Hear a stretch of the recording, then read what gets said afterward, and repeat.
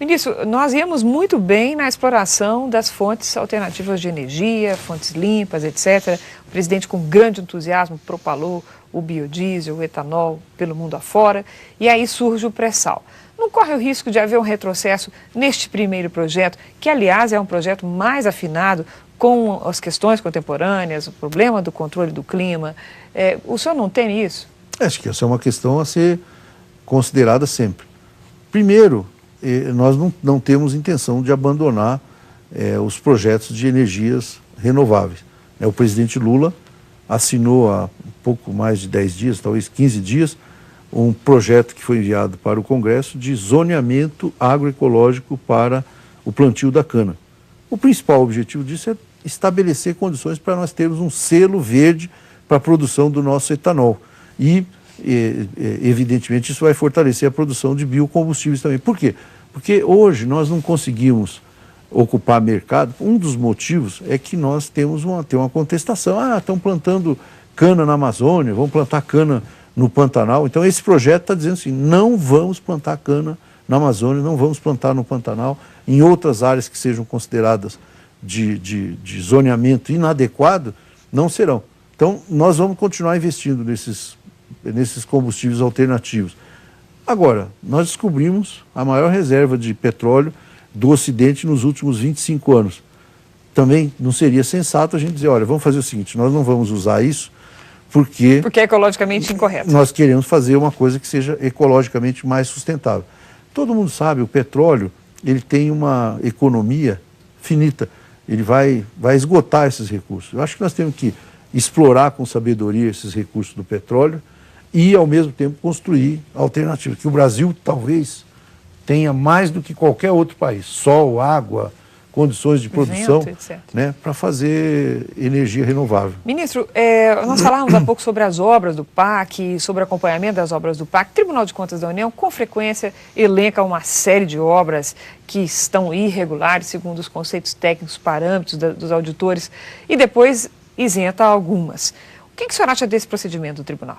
Olha, em primeiro lugar, o Tribunal de Contas existe para fiscalizar. Então, se ele acha que tem alguma coisa irregular e acusa essa irregularidade, está fazendo o seu papel. Está fazendo o seu papel. O que eu acho é que isso poderia ser feito de forma um pouco mais comedida. Essa semana, eles divulgaram 41 obras que teriam irregularidades, pediram para paralisar as obras. No mesmo dia, uma das obras, que é do Ministério da Integração Nacional, foi tirada, porque houve um convencimento de que eles tinham errado nessa obra. Nós falamos com o ministro Gedel Vieira Lima, e ele falou, não, já falei lá com o tribunal, já esclareci, já tirou uma. Já liberou. Quer dizer, provavelmente tinha havido alguma precipitação. E depois, eu acho que se faz um estardalhaço, talvez isso se deva à origem política dos ministros do TCU, que nós temos que registrar. Quase todos os ministros lá foram senadores, deputados junto comigo. Nós conhecemos todos eles. Está indo agora um ministro, colega seu? O Múcio está indo para lá. Então, veja bem, todos eles são de origem política. Então, vamos fazer uma divulgação, e eu acho que às vezes com certo estardalhaço. E depois eu fiquei até hoje, estava olhando no jornal e vi lá o seguinte, o Rodoanel em São Paulo foi excluído porque houve uma negociação prévia com o governo de São Paulo, então não paralisaram. Iam paralisar, negociaram. Mas por que não negociaram conosco também?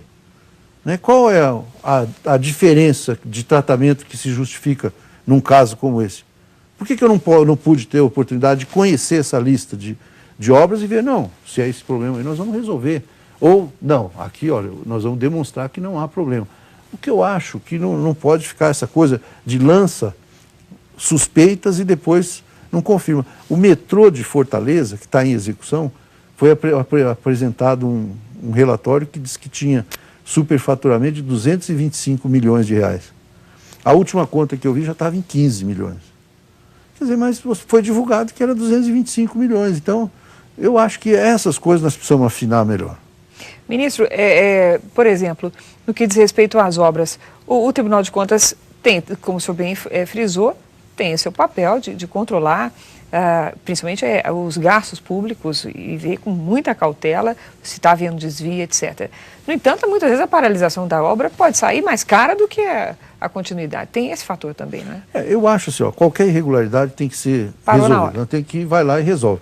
Agora, muitas vezes você aponta indícios de irregularidade, fica às vezes 4, 5 meses e depois chega à conclusão que não era bem assim, né? Que o tamanho do problema era muito menor. Pode sair mais caro depois. E aí, evidentemente, eu acho que a gente precisa dar uma revisada nisso, que é o seguinte: o Brasil ficou quase 20 anos sem fazer investimento. Nós entramos em crise no começo dos anos 80, não tinha dinheiro mais. Parou tudo. Ficamos fazendo ajustes, e foram importantes fazer os ajustes, renegociar dívida, tudo isso que foi feito aí. Fizemos a lei de responsabilidade fiscal, coisas importantes. Agora nós estamos retomando, porque, como dissemos no início, se não fizer isso, não vai ter crescimento sustentável. E, aparentemente, nós nos preocupamos durante 20 e tantos anos em construir forma de fiscalizar e não de como executar. Tem muito mais força para fiscalizar do que para executar. Eu não tenho engenheiro suficiente para fazer projetos, para realizar obras, mas tem uma montanha de gente para me fiscalizar. Eu vou te dar um exemplo. Eu falei, a Copa do Mundo de 2014, no ritmo que vai, nós vamos ter que negociar com a FIFA para fazer em 2020. Porque nós nem decidimos o que vamos fazer, mas já o Tribunal de Contas deu várias entrevistas dizendo que não, nós vamos fazer uma comissão para fiscalizar o que vai ser feito com o dinheiro. Mas nós não fizemos nada, nós estamos conversando com os prefeitos, com os governadores. Olha, o que nós podemos fazer? Não tem condição de fazer tudo. Eles trouxeram pedidos aí que dá uns 40 bilhões de reais. Nós achamos que não dá para fazer tudo isso. Vamos fazer com comedimento, com o esforço do governo federal para ajudar na realização. Agora, se começa nesse ritmo, pode ter certeza, nós vamos ter que fazer a Copa em 2020. Vamos ter que adiar a Copa. Acho que dá para negociar lá com a FIFA. O Ricardo Teixeira vai nos ajudar nisso. E com o resto do planeta, espera um pouquinho que a gente não está pronto ainda para jogar. Vai ter que ser outras seleções, né? Porque provavelmente os jogadores já vão estar meio veteranos. Ô, ministro, o senhor falou em 40 bi, eles fizeram contas aí, planos que são estratosféricos? É que tanto as cidades como os estados que vão ser sede da Copa trouxeram para nós aquilo que eles achavam que poderia ser feito para melhorar as condições no sentido de receber a Copa do Mundo.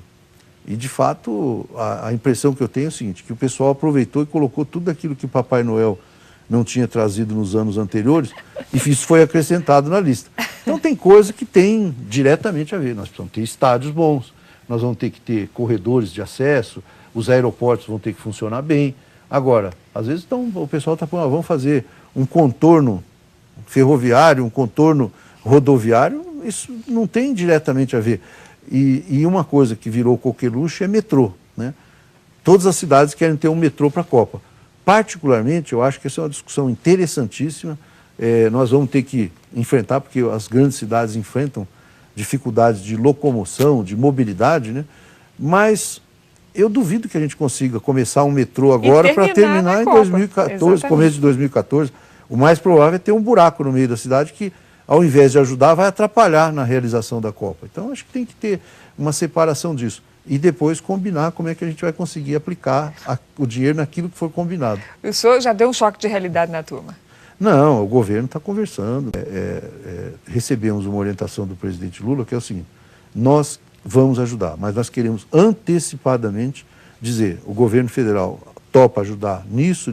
Por exemplo, nós não temos intenção de colocar, pelo menos em princípio essa a ideia, de colocar dinheiro para a construção de estádio.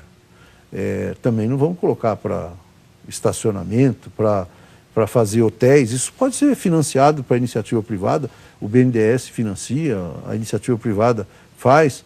Agora, corredores de acesso, melhorar a infraestrutura dos aeroportos. Por exemplo, uma coisa fundamental, melhorar o trânsito das pessoas no aeroporto, né? Colocar leitores óticos, essas coisas que a gente encontra em outros países e que nós precisamos investir aqui também, ou seja, dar condição de trafegabilidade, de mobilidade para as pessoas, porque chega uma seleção de um país, vem além dos jogadores, comissão técnica, todo aquele staff, os cartolas, vem imprensa, tudo chega a 150 pessoas. Você tem que ter um sistema de desembaraço rápido, de trafegar para o centro da cidade, de chegar ao estádio, tudo isso tem que ser muito bem resolvido. Isso tem que ser a prioridade para nós. Perfeitamente.